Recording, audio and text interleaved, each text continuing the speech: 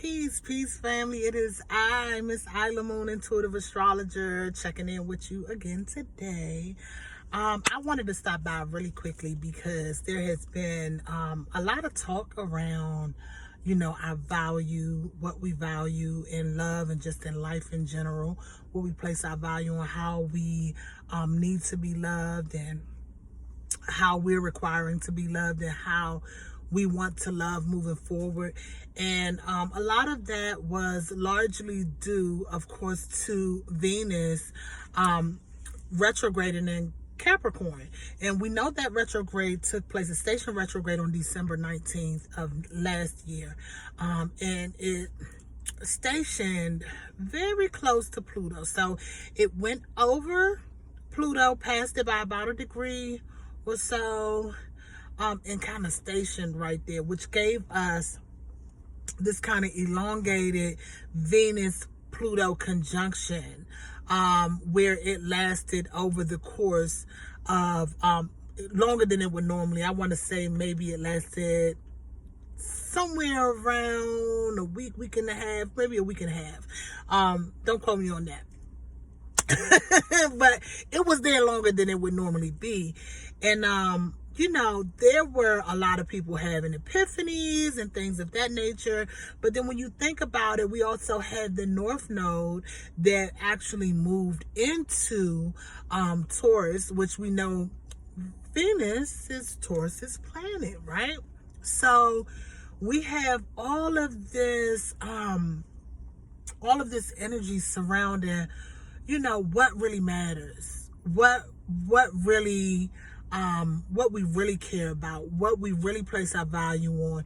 Because, and I think a lot of that greatly too, we've really been forced to kind of dive into that even over the last couple of years with the current situation as far as the pandemic and things like that. And so this kind of just almost brings all of that into like this culmination, like, what do you really value, and when is it, when is it too expensive, and so let's just talk about it for a moment, because what I wanted to do was stop by and actually give you all some insight into my life and how that Venus retrograde conjunct Pluto showed up in my life. Now, I want to do this for two reasons. The two reasons I want to do it: one, because I know when I was first starting out as an astrologer, or just really start studying astrology, one of the things that would be confusing to me sometimes is actually taking the transit that's happening and understanding how that can show up in real life. You know what I'm saying? And so a lot of times, and I think that is something that a lot of people actually kind of ponder with and have some difficulties surrounding.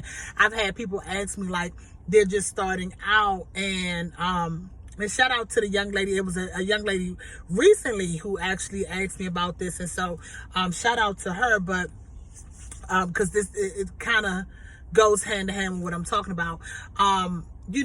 Asking how often should you look at the transits. And for me, I know in the beginning I didn't look at the transits. What I looked at is I studied my natal chart, and then the next step from there actually tied into me kind of recognizing a shift in my everyday real life, and then going backwards and looking at the chart and being able to relate it. Oh, that's what happened when this happened. This transit was going on when I went through this. So this was directly related to this transit, and it gave me a better understanding as to how those transits show up in our real life. You know what I'm saying? So anyway, my Venus retrograde conjunct Pluto moment. And the second thing is, I feel like there's a message in here also for not just me, but for you, somebody else, possibly the collective, and maybe multiple people. Anyway, okay, so right around the week of Christmas, the week of the Christmas holiday here in the States, my son and I both got sick. So just like a whole bunch of other people, by the way. But anyway, we both got sick. And keep in mind that that's the same week that Venus station retrograde. So what happened was, I can remember laying in my bed. I had put my son down for a nap. And so I said, you know what? I'm not feeling well. I'm going to take a nap too. Y'all excuse my lighting because, like, as always, I'm on the go, right? And if you can see, it's getting dark up there. But anyway, really quickly. And so I said, I'm going to lay down and go to sleep. And what ended up happening, as I went to sleep, I fell in this state that was not completely sleep, but not completely awake. So I was kind of in between conscious and unconscious, right? And oftentimes when that happens to me, normally I may get visions. It may look like a kaleidoscope on the sides, and then there'll be like this center where there's something planned out for me to see. But in this case, it wasn't quite like that. I was laying there, and it was almost like somebody had turned on a projector. And it came up, and on the projector, I started seeing pivotal moments in my, in really significant relationships, past and present, play out in front of my face. And it was so interesting because when I say significant, I don't want you to automatically think long term, because every relationship that I have has not been necessarily that was significant, has not necessarily been long term, but it was something that taught me a great lesson. So what ended up happening, this projector like situation, or screen, not a screen, it just started playing. And it's there and it's playing, and it went through the first significant, went through like really like maybe 4 situations, and they were all love relationships, by the way. And it went through 4 situations, and the first one, it was the furthest, was the longest. What am I trying to say, y'all? The furthest back, you know what I'm saying? And this was like from my 20s, and it came up and it was playing, and as I'm watching it, I'm like, oh, you know, and I'm starting to have this internal dialogue with the one, you know, with spirit in reference to what I'm watching, and I'm talking about, oh, you know, he was cool, blah, blah, blah, this is a nice guy, blah, blah, blah, you know, and when something would come up that I, you know, previously felt the way about, I would say, but he did, blah, blah, blah, and then automatically spirit would bring it back to me. Well, okay, so, but you did such and such and such and such, or, well, what did you do, you know? And so I'm like, yeah, oh yeah, I did, because I could have handled that better, you know? And so then it went to the second one, and it was the same type of thing. Then it went to the third situation. It's like all these pivotal moments. And so it, you know, that played out. And when it got to the fourth and final situation, which is my most recent situation, and probably the most significant, because my son was born from this situation. So this is the situation with my son's father, and it was a very tumultuous relationship, right? And so and I learned a lot, and ultimately this last leg of the spiritual journey, this not last leg because it's never ending, but this current portion that I'm on, I felt like was kicked into play because of my interaction with him, me becoming pregnant, having my son, and my one and only child, and I had him at 41. So there was a lot of lessons surrounding this. Anyway, when it played up, I can remember like kind of watching the scene, and it got to this one point, and I said, oh, how can he do that to me? He, you know, the internal dialogue. I started talking to spirit, you know, and it pulled a little bit of a reaction from me, and it's almost like somebody had dropped a gavel, or like really slammed something down. It was really loud, like a gavel, like boom. And what I heard was, how could he see the value in you if you couldn't see the value in yourself?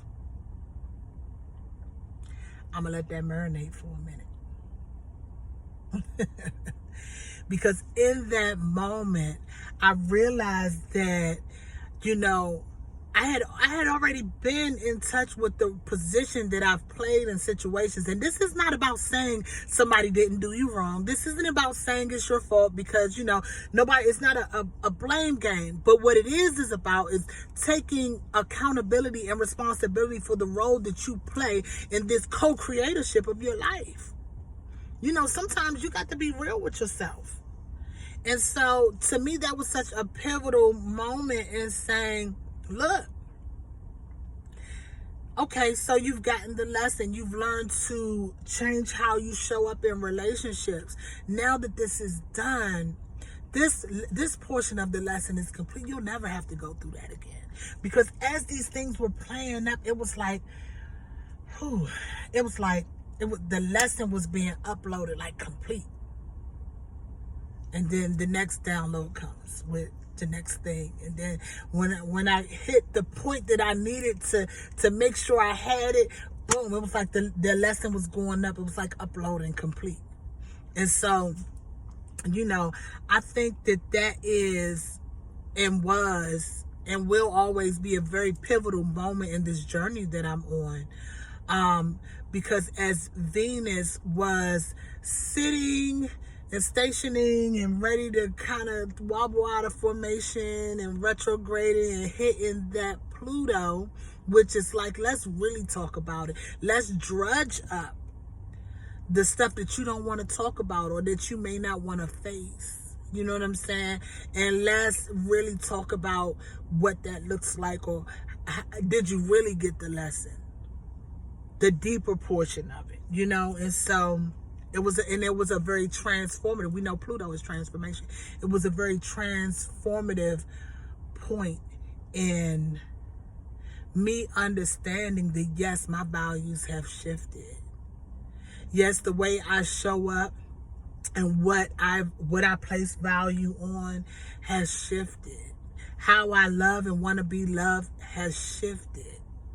It has transformed, as it should, because we are evolving, and so I just wanted to share that because I feel like that's something that, you might get something out of.